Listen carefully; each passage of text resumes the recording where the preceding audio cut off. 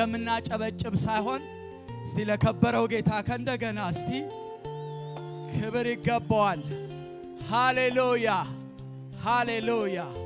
እግዚአብሔር የተመሰገነ ይሁን። በቢሾፍቱ ከተማ እግዚአብሔር ትልቅ ድል እየሰጠን ነው። ብዙ ነፍሳት ወደ ጌታ እየመጡ ነው። ብዙ ሰዎች ከበሽታቸው እየተፈወሱ ነው። ብዙዎች ከአጋንንት እስራት ነፃ እየወጡ ነው።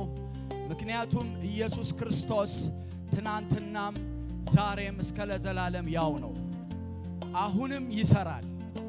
ኢየሱስ ያው ነው። ትናንት የፈወሰው ዛሬም ይፈውሳል።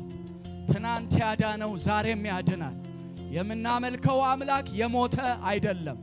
ሞትን አሸንፎ ከሞት የተነሳ አሁን በአብ ቀኝ ያለ ወደ መንፈሱን ደግሞ ወደኛ እያፈሰሰ ያለ ክብር ለሱ ይሆን። ሃሌሉያ። ትንሽ ነገር ዛሬ ምናልባት እዚህ ውስጥ በእንግድነት ለመጣችሁ ሰዎች ምናልባት እንደ ተመልካችም ለምታዩ ሰዎች አንድ ትንሽ መልእክት ልንገራችሁ። አንድ ነገር ብቻ ልበላችሁ። ይሄ ፕሮግራም የተዘጋጀው ለናንተ ነው። ምናልባት ከሩቅ ለምታዩ ሰዎች፣ ምናልባት እዚህ ምን እየሆነ ነው ለምትሉ ሰዎች አንድ ሰው ኤልያስ የሚባል ሰው ይሄንን ልንገራችሁ። ኤልያስ የሚባል አንድ እረኛ ነበረ። ይሄ እረኛ በጎቹን በጣም ይወዳቸዋል። ከበጎቹ ጋር ነው የሚያድረው የሚተኛው። በጣም ከልጅነቱ ጀምሮ ከበጎቹ ሳይለይ ያደገ እረኛ ነውና በጎቹ ድምጹን በጣም ያውቁታል። ኤልያስ ሲናገር ከሁሉ ሰው ለይተው ኤልያስ እንደሆነ ያውቃሉ በጎቹ። አብሯቸው ነው የሚያድረው ሲያድርም እና ሁል ጊዜ በማለዳ ተነስቶ በጎቼ ዛሬ በጣም ወደሚያምር ወደ በዛ ግጦሽ ወስዳችኋለሁ፣ አረንጓዴ ወደ ለመለመ ቦታ ወስዳችኋለሁ እያለ ሁሌ ይወስዳቸዋል። ዛሬ በጣም እጅግ ወደሚያምር ምንጭ ነው ወስዳችሁ ይላቸዋል። ሌላ ቀን ደግሞ እንደዚሁ እየተንከባከባቸው ስላሳደገ የኤልያስን ድምፅ ከሌሎች ይለዩ ነበር እና ሁልጊዜ ወደ አማረ ስፍራ ወደ ለመለመ ስፍራ እየወሰደ ይመልሳቸው ነበር። አንድ ግን ከበጎቹ መሃል አንድ ግልገል በጣም አስቸጋሪ የሆነች ግልገል ነበረች። እቺ ግልገል ሁልጊዜ መታጠፊያ ስታይ ለመታጠፍ ትፈልጋለች።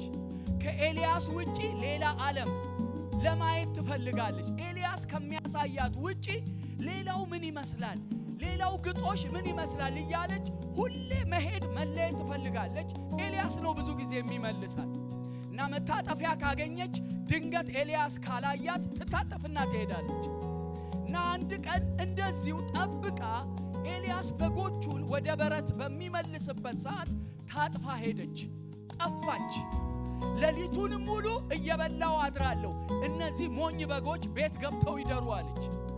እኔ ግን ሌሊቱን ሙሉ ጠግቤ እየበላው ነው ማድረው ዛሬ ብላ እቺ በግ ወደ አመሻሽ አካባቢ ጠፋች። ነገር ግን ከጥቂት ጊዜ በኋላ የኤልያስ ድምፅ ሳይሆን የሰማችው የብዙ አውሬዎች ድምፅን መስማት ጀመረች። በዛን ጊዜ እየመሸ ሲመጣ ይበልጥ ድምፁ የአውሬዎቹ ድምፅ ወደሷ እየተጠጋ መጣ። የአውሬዎቹ ድምፅ ይበልጥ እየተጠጋ በመጣ ጊዜ መንቀጥቀጥ ጀመረች። ዛሬ አልቆልኛል አለች። ምን ነክቶኝ ነው የተለየሁት አለች። ጨለማው ሲበረታ የአውሬው ድምፅ እየተጠጋ እየቀረበ ሲመጣ ተስፋ ቆረጠች። ዛሬ መሞቴ ነው አለች። ዛሬ በቃ የህይወቴ መጨረሻ ቀን ነው አለች። በዛ ጊዜ የዚች በግ ኤልያስ ከነስማቸው ያንዳንዱን በግ ከነስማቸው ያውቃል። ስም አውጥቶላቸዋል። ለበጎቹ ለያንዳንዳቸው ስም አውጥቶላቸዋል። የዚች በግ ስም ሚራ ነበር ያላት። ሚራ ነበር የሚላት። ትንሽ በግ ናት፣ ግን ቀሽቃሻ ናት። በቃ እናቺ በግ የአውሬው ድምፅ እየበረታ እየቀረበ ያዘኝ ባለች ሰዓት ሚራ ሚራ ሚራ የሚል ድምፅ በዛ በጫካ ውስጥ ሰማች። ይሄ ድምፅ የማን እንደሆነ ታውቃለች። ሚራ ብሎ አቆላምጦ የሚጠራት ማን እንደሆነ ታውቃለችና ይሄን ድምጽ ለማየት ዞር ስትል ኤልያስ ነበረ። ኤልያስ ለካስ በዛ ሰዓት በዛ ጨለማ አውሬ ይበላኛል ብሎ ሳይፈራ፣ አውሬዎች ያጠፉኛል ብሎ ሳይፈራ እቺን በግ ፍለጋ ለካስ እየተንከራተተ ነበረ። ባገኛት ጊዜ ብድግ አድርጎ ተሸከማት። ሚራ አልተቆጣትም። ለምን ሄድሽ ብሎ አልተናደደባትም። ነገር ግን አነሳና በትከሻው ተሸክሞ ሚራ አገኘውሽ እያለ መደሰት ጀመረ። በጊቷን ይዞ እየተደሰተ ወደ በረቱ መለሳት። ከሌሎች በጋ ቀላቀላት። ወገኖቼ መጽሐፍ ቅዱስ ሲናገር የሰዎች ሁሉ ደግሞ ሌላ እረኛ አለ። ወገኖች በእኛ ሁሉ ላይ የተሾመ እግዚአብሔር ያመነው አንድ ብቻ መካከለኛ እውነተኛ እረኛ አለ። በሰዎች ሁሉ ላይ የሰዎች ሁሉ እረኛ የሆነ ነፍሱን ስለ በጎቹ አሳልፎ የሰጠ ሰው ሁሉ የመሰከረለት እውነተኛ እረኛ ኢየሱስ ይባላል። የነፍሳችሁ እረኛ ኢየሱስ ነው። ከልጅነታችሁ እስከ ዛሬ ድረስ በገባችሁበት እየገባ ከጨለማ እያዳነ ከሞት እያዳነ ለዚች ቀን ያበቃችሁ ኢየሱስ ነው። ብዙዎቻችሁ ሳታውቁት ከሞት ተርፋችኋል። ዛሬ እዚህ ቁጭ ብላችኋል። ዛሬ መታችኋል። ይሄ እረኛ እያያችሁ ስለሆነ ነው።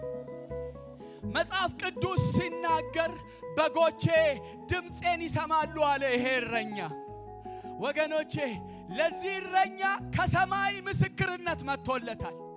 ጌታ ኢየሱስ በሚጠመቅበት ሰዓት አባቱ እንደዚህ አለ፣ የምወደው ልጄ ይሄ ነው እርሱን ስሙት አለ። ወገኖቼ አብ እንደዚህ ብሎ የመሰከረለት የሰው ልጆች ሁሉ እረኛ እንዲሆን የተሾመ የነፍሳችሁ እረኛ ኢየሱስ ብቻ ነው። እርሱን ስሙት የሚል ከሰማይ ሰማይ ተከፍቶ ተመስክሮለታል። ወገኖቼ እግዚአብሔር አብ ብቻ አይደለም፣ ዮሐንስ ስለሱ መሰከረ። ማርያም ስለሱ መሰከረች። በቃና ዘገሊላ ሰዎች ተስፋ በቆረጡ ጊዜ ነገሮች፣ ሰርገኞች፣ ሙሽሮች ነገሮች በተበላሹ ጊዜ ማርያም ግን ታውቃለችና እርሱን ስሙት፣ የሚላችሁን ሁሉ አድርጉ አለች። ዛሬም የጌታ ድምፅ እኔ እዚህ የመጣሁት ስለሱ ልመሰክርላችኋለሁ። ጌታ እርሱን ስሙት። እረኛችሁን ዛሬ ስሙት። የሱ ድምፅ ብቻ ይታደጋችኋል። የሱ ድምፅ ብቻ ያድናችኋል። መጽሐፍ ቅዱስ እግዚአብሔር እረኛዬ ነው ይላል።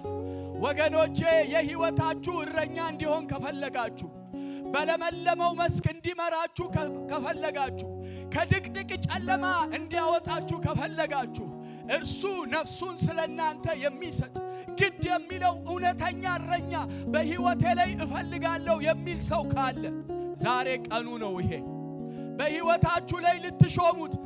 ወገኖቼ ብዙ ድምፅ ሰምታችኋል። ዓለም አታላይ ናት። በዚህ ዓለም ላይ ብዙ ድምፅ አለ። ነገር ግን ሊበላችሁ ሊያጠፋችሁ የሚፈልግ ድምፅ ነው ወገኖቼ። ዛሬ ግን ብትሰሙ እሺ ብትሉ ሕይወታችሁን ለዘላለም ያሳርፈዋል። የእርሱን ድምፅ ዛሬ ግን ሳታሾፉ መስማት ብትጀምሩ፣ ዛሬ ሲጠራችሁ ወደዚህ ኑ ወደ እኔ ኑ ሲላችሁ ሮጣችሁ የምትመጡ ከሆነ ሕይወታችሁን ይረከባል። ማንም አይነካችሁም። ማንም ከሱ መንጠቅ የሚችል ኃይል በዚህ ምድር ላይ የለም። ከሱ ከእውነተኛው እረኛ የሚበልጥ ጉልበት የለም። እሱን አልፎ እናንተን ሊነጥቅ የሚችል የለም። ሁሉን አሸንፎ እረፍት ይሰጣችኋል። በለመለመው መስክ ያሳድራችኋል። ሕይወታችሁ ለዘላለም ታርፋለች። እስቲ ለዚህ እረኛ የምትሾሙት ሁሉ እረኛዬ ብላችሁ ጩኹ። እስቲ ኢየሱስ ነው በሉ እስቲ።